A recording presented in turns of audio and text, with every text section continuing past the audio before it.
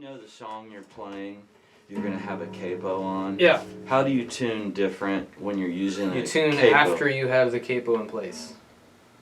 Do you tune it before and No. then put it on and tune again? Well, you can get close, right? Your guitar should be in tune anyways while you're playing.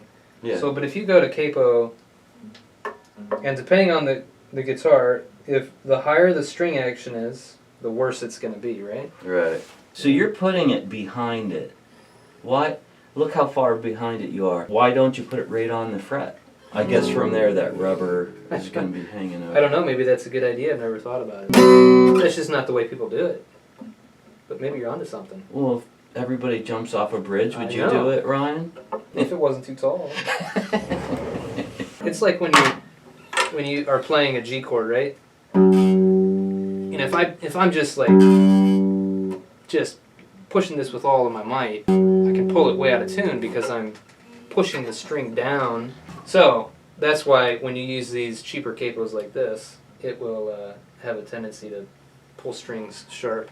What's the difference Yeah. between a cheap capo and a good one? Well, I think this style of capo is probably the worst in terms of, pulling the strings out of tune. But I know that some of the nicer, like there's a capo called G7. You basically clamp it in place just with the amount of tension that you want. So it's and then adjustable. it stays there. You don't have to clamp it so tight. There's also another style of capo that uses a bolt basically that you adjust the tension.